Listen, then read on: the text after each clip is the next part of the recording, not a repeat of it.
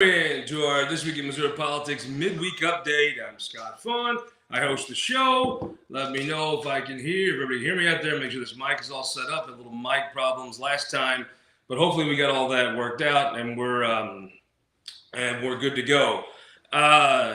Big week. Always busy in Missouri politics. There's a cycle. You get a little bit of a rest this time next year, going into the midterms. The off year before the midterms, you have a real busy campaign year, real busy session next year.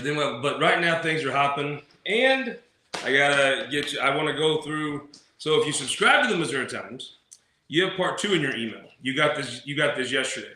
If you read MissouriTimes.com, you can go right now and read the story. This is the first map here that was. Maybe this is the end map that was produced. This is the map that they laid out. If you want to know every detail of the last day of session and how it came to be, you can. We went through the whole redistricting process, and Matthew McFarland, outstanding job, exclusive stuff. What's up, Alexander? Exclusive stuff, great read. Let's just go through this together. It starts off. How did the second session of the 101st Missouri General Assembly end? Well, it ended a little crazy. It breaks down. We sit and talk to Senator Rowden, Senator Eigel, Senator Rizzo, Representative Shaw, a few others to get this kind of going through. It talked about the key thing we'll talk in part 3. Why did Senator Onder sit down, allow the map to be voted on? I know sometimes in Jeff City it's not always popular to say nice things about Senator Onder, but I'll tell you, he could have forced a PQ. It was ready. They thought he would force it. It was set up, and he didn't do it. By the way, Stein of Knowledge. What a beautiful one here. Just water just tastes better in a German Stein. I got this from a buddy of mine, Ben, way up in North Missouri, up near Worth County. Appreciate you, Ben. This is a glorious Stein. I'm very grateful. It's at a place of prominence here at the world headquarters of the Missouri Times in Jeff City. Back to the story. As we click through here, he didn't force the filibuster. So let's talk about how he got here. Bob Onder wanted to run for Congress. He's ran for Congress in the past. He's always wanted to run. And again, when you say those words out loud, people go, oh no, he's got ambition. He's trying to draw a map. Well, of course he is. Trying to draw a map to help himself. That's just what it is. And so was Robert Scoble, Dan Shaw. I have a theory. Dan Shaw may be the only person to actually be in Congress in this map. He's got the longest runway of anyone because he's just not running for Senate. But of the people involved, there's no way. I don't see a lot of logical ways they get there in this map. But let's walk through how it happened. Missouri was one of the last states, as you know. This process had a lot of moving parts. Used to the members of Congress to get together and come hand down a map. Well, with term limits, people care less about their members of Congress. This particular delegation isn't as tight with some of the legislative leadership as past ones. And 2 of them were running for open seats. And the ones that were still there, a couple of them did get involved, and they were rebuffed by personal interest of people running. Again, it's hard for Republicans to dog self-interest, right? Is what it is. So it kind of broke down in 2 counties. The Speaker and the redistricting chair in the House wanted Jefferson County to remain whole, as you would want Butler, as you would want Webster here from Webster, as St. Charles wanted. Then you got Senator Bratton, who wanted some of his opponents cut out of the district. Senator Burleson, who I think got the rawest deal here, to be honest with you. I think Senator Burleson wanted to be with his friends, and he came up with a reason that wasn't that great. He didn't care that much, and it blew up, and he caught a lot of grief. I mean, if you're from Webster County and he picked you, okay, you'd be ticked off about it, but I think he didn't get much, and he didn't speak out much, but he got more grief than he got any benefit from this. Senator Moon wanted Branson. That's in his Senate district. I think that's going to be a serious factor in this race. I think it's going to cut into Senator Burleson's vote on the right, and I think it's Senator Moon. Never underestimate the ability of Mike Moon to get votes. You do it at your own peril. Mike Moon is a very good politician. It came up. The single biggest reason this was such a problem was the census data was delayed by a year because of COVID. that you give these folks longer to work on this turns out very differently, I think.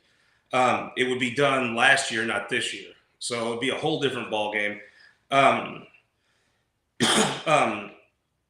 as we click through here, and he just details. Matt does a great job talking about how the real reason this happened came out of the conservative caucus. How was that formed? Well, the first meeting of the Senate elections in 2018, you saw three huge figures in the Senate: Senator Keogh, Senator Richard, and Senator Watson left the Senate. They meet. The leadership fights. The folks, Senator Anders folks and Senator Hoskins folks, lost the two leadership races, the Senator Schatz and Senator Rowden, and they formed a conservative caucus. And there's just been bad blood and angst and hate flying ever since. And you could just see the Senate has just gotten progressively more angry and contentious. It talked about, we broke down Elijah R. from Greene County. No one's going to split Greene County, especially no Republican. So he had a good place to come in as a neutral broker, but he didn't get the sense that to do anything with it. There was no, and he had Speaker Scott, who basically said, normally the House and Senate would appoint these chairs the previous year, working together with the next speaker, with the person who would take over pro tem. They'd all kind of do this as a group and pick the committee of people that would serve. Well, Speaker Vescovo said, if you don't put my people on her, I'll just disband your committee and put a new one. The first part of some odd behavior. It's not even odd. This is who he is at this point. Representative Shaw, I think a lot of people complimentary of Representative Shaw. He went and held hearings. He went and had a committee. You hear Senator Rowden talk about how it wouldn't have mattered in the end. I think it's probably right. But at least he did go out and have hearings and have meetings and take testimony. And before he came up with his thing, the Senate did none of that, did no hearings, didn't have any hearings, even in the Capitol. And he did go out and do the work of a committee, right? If you're going to take on the task, do it. And I think he did a very admirable job as head of that committee. And this kind of gets into where when he came out with his map, right? It reminded me of China because you had the Senate leadership, the House leadership, all saying, great job, great job, great job. But there was a few senators who liked to talk on the floor that were silent from that. And I noticed no conservative caucus members were commenting the map. That wasn't lost on anyone. But I think most folks, most of the political leadership in the state thought this was a fine map, right? In a map somebody's going to lose. I don't think that many people were upset that St. Charles would lose. I think some of the actions probably came back to not haunt them, but affect them in this map process. And I thought Representative Shaw, running to be a senator, took it like a work. I mean, it was a nice approach. He said, I'm not making this bigger than it is. I'm just going to go through and do a bill and negotiate like anything else. I thought it was a pretty solid approach. So anyhow, they do say Senator Bernstetter, who I think was picked for a reason. I think if he runs for floor leader and wins, it'll be for a reason because Senator Bernstetter is a really good negotiator. Senator Bernstetter, if you ever have a person that can win that battle with you, like in sales, they'll teach you whoever speaks first loses. He would win every time because he could say something to you like, yep, or nope, or whatever, and look you in the eye, and you will blink. He will beat you. And that negotiating style, I think, was why he was picked and worked out. Eigel said, yeah, when I saw the map, of course, how could they think we were going to fight this? I think you could hear Senator Rowden said, yeah, we knew this was going to be a fight. But this is where it was going to go. And so somebody was going to get, ox is getting gored, and it looks like there's dead. I was down there at Fall Caucus for a night. I do think most folks thought in order to draw a 7-1 map, you're going to lump a bunch of urban people in with a bunch of rural people. And a 7-1 map would be a really ugly drawn map. Could you do it? Of course you could. Is it an ugly looking district? Yeah, it would be. But you could do it. And I think they talked about it. And the desire for people was this wasn't, the 7-1 wasn't going to hunt. This was prior to the map coming out. So then they talked about a story. I remember this. The speaker was Gogo, and they're like, I'm not running for Senate. No way, no way. Then he went for a period in the fall where he's like, I'm running for Senate. He called people and told them he was going to run. Even the people that were coming to the hooks running now, he called. And then he had some other people reach out to an emissary to Representative Coleman and say, I'm running. And so he wanted to meet with Senators Eigel and Onder to tell him he was, according to quote from Senator Eigel, 100% definitely running for state Senate. Okay. So while they were there, they brought their proposed maps to talk to him about. And he said he almost like ran out of the room, just awkwardness. After he told him he was running, then the weirdo vibe kicks in. He's like almost running out of the room to tell them he's not looking at maps because this is a phrase I've heard from people. It's not near nut cutting time. Not 100% sure what that means, but maybe it's a St. Louis thing. He said it was bizarre. He said he just kind of bolted out when they tried to talk maps. So as things go by, the Islanders are drawing their own maps and preparing for session. Here's the part where, I don't like to call people liars in politics unless it's a real publicly documented thing. The Senator Eigel says that Representative Shaw told him he would do some stuff for St. Charles County. Representative Shaw doesn't remember it that way. So the Conservative Caucus felt they were lied to, which is a running theme. They feel like they're lied to a lot by a lot of people in the Capitol. Representative Shaw was like, he didn't think, he said they brought me in, and essentially I was invited by the two senators to sit down and talk before I started. This is me quoting the story. It was an interesting meeting. I really was just lectured, not really spoken to. I mean, it wasn't really a conversation. It was more I was told what I was going to do. They made several demands of me, and I told them I would see what we could try to do to make a map that represents the state of Missouri. Here's the part that really broke. And this is something that was always the way I've observed a couple of these. This is the third one I've kind of observed. In a court fight, you're not supposed to say this is partisan gerrymandering. It totally is, 100%, but you're not supposed to say that. And in a court, that can be used against you, and your map can get struck down. So lawyers tell folks you can't do that because if you say it's drawn for partisan reasons, it could get struck down because you're not supposed to draw them for partisan reasons. Now, like Illinois, of course they did. And it's always, here's my thing, here's my disclaimer. If you think Republicans are gerrymanders, yes, they are. When the Democrats had power, did they gerrymander? Yes, they did. If you're in Illinois, did you gerrymander? Yes, you did. You're a Democrat. In Missouri, did you gerrymander? Yes, you did. You're a Republican. If you think your party's clean of this, you're just a fool. You're just an idiot. Go do something else. Drink some cider knowledge. That's what I would prescribe to you. Speaking of drinking cider knowledge, let me just tell you, if you want to look good on Memorial Day weekend, right? So you're going to come through Central Missouri. You want to stay at the Courtyard by Marriott. That's where you want to be at. Look, don't let your wife down. I mean, this could go really sideways. Let's say you're a legislator, you're a lobbyist, you're an interest group, and you want to stop in Jeff City for a day on your way to the lake, on your way wherever, and you want to be like, look, I'm an important person. I work at the Capitol. Don't take your wife somewhere else. You will look like a schmuck and a loser. Take her to the Courtyard by Marriott. Book the room. Better do it quick. The link should be on my social media post about this. Don't mess this up. Make the move. Go book Courtyard by Marriott in Jeff City. Don't stay somewhere else. You want your kids respect, right? They're not going to respect you at a crap hotel. This has a pool, nice clean rooms, nice restaurant. You could really stay and eat there, actually. Great bar. Trust me. Just trust your old hillbilly, pal. That's where you're going to be. Telling you. I think it won't be more than a week before I get my first beer bought for me at a local downtown Jeff City establishment because I'm telling you, book at the Marriott, the Courtyard by Marriott. It's where you want to be. Don't stay at some JV place. Don't suck. Up your game. It's Memorial Day. Play like a champion. Back to the story here. Eichelander, they have a theory, and I think there's something to this. Maybe like everything in politics, I don't agree with this whole statement, but there was a lot of consultants involved. Congressman Luke DeMeyer was very involved. In the House, the Speaker was always going to be involved in everything. That's just the way the rules are ran. The fact that he was from the same county as the Speaker probably helped them have a lot in common. But Representative Shaw, they're saying he had no influence. No. But I mean, the House is more collaborative than the Senate. It just is. So this was like a rough time. So the entire House, this is after the bill is ready to be shipped over. This is the quote from Senator Eigel. The entire House map was produced by Wisconsin and consultants working to get Blaine Luke DeMeyer the map he wanted.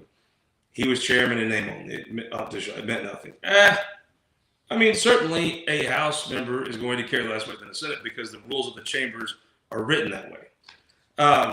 Caleb Brown's a pragmatic guy. I think this is the most honest quote. He goes, yeah, they brought in some consultants. He knew this was going to be a fight. So the Conservative Caucus pays consultants. If you love Caleb Brown, he pays consultants.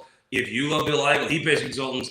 They might act like they don't, but they just do. And that's just, it reminds me of Casablanca. There's gambling. There's consultants in this establishment. Well, of course there are. Don't be naive. Don't be dumb.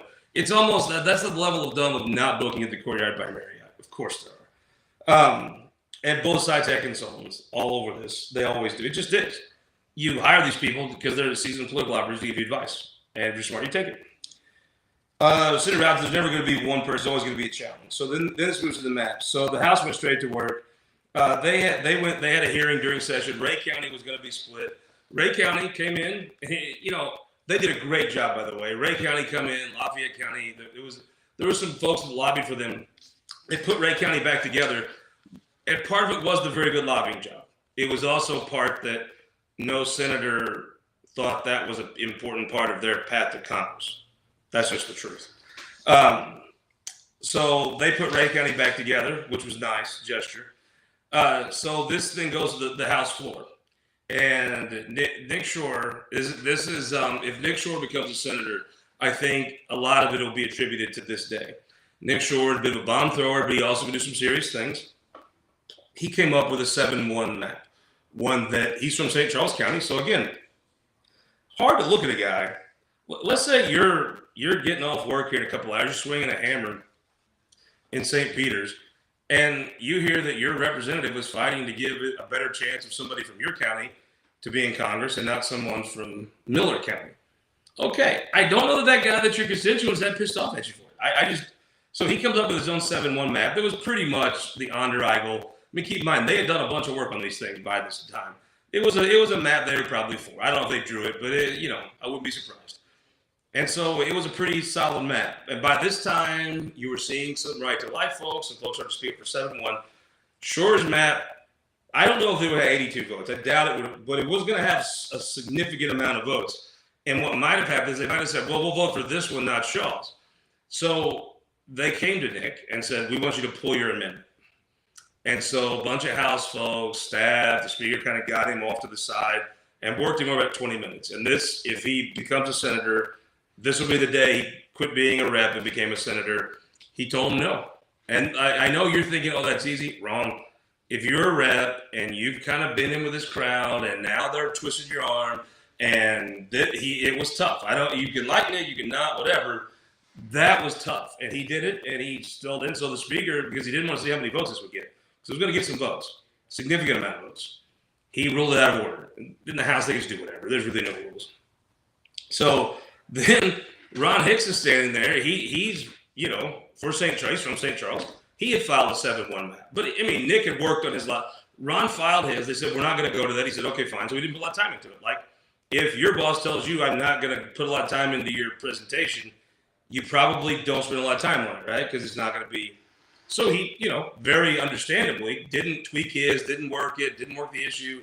And so they brought his up and it went down pretty quick. But again, if they had told him he would have, he might have tweaked it and worked it. But since he did not have any forewarning, it was a little unfair to him. But I guess he did file the map and they're in a bad spot in the House.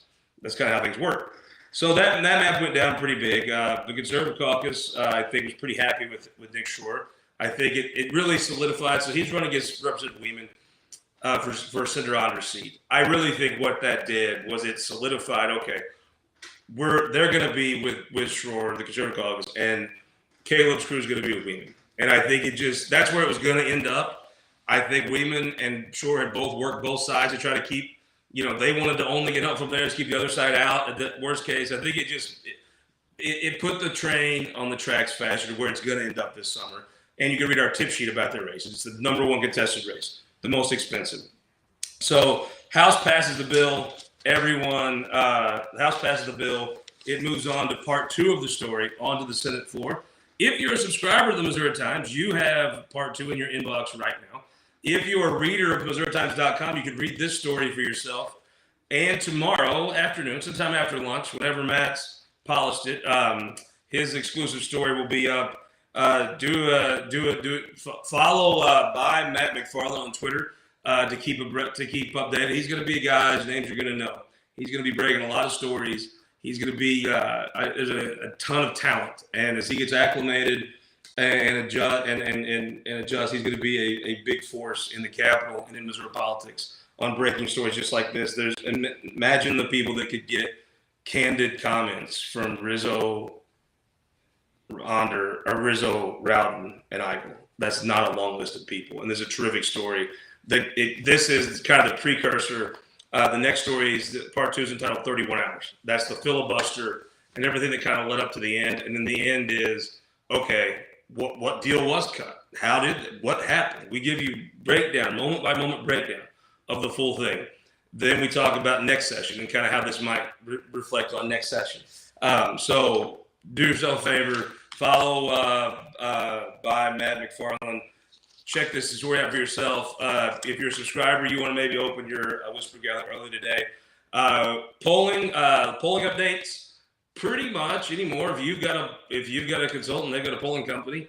American Viewpoint's different. There's a poll up now, so in Wassenaar, you're seeing some of the effects of redistricting. You're going to see more polling in the next little bit because now the districts are lined up and people can build their models more accurately.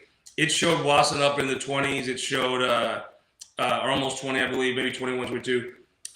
Moon actually had a lead over Burleson. I tell you, don't you underestimate Mike Moon's political talent at your own peril. Mike Moon knows how to get votes. He's a nice guy. People like him. Things you might not like about him, like the chicken or whatever, nobody knows that. He doesn't walk around telling people that. And there are people that do like that kind of stuff, really like that kind of stuff. He'll do well. There's a poll coming out that I believe that Senator Burleson's campaign has. We'll share that with you in the Whispering Gallery probably tomorrow and online a day or so after. Thank you guys so much for your time. Remember, Courtyard by Marriott, don't go wrong. Don't be that dad. Don't be the dad who's like the pool where it goes to the cheap place with no pool, and he drives by the Courtyard by Marriott, and the wife is like, "Oh, they had a pool. We should have went there." And the kids are like, "Oh, what's up, Dad?" Don't be that dad. Be the dad that do right by your family. Courtyard by Marriott. That's where you want to be. No show this weekend for Memorial Day. We'll be right back.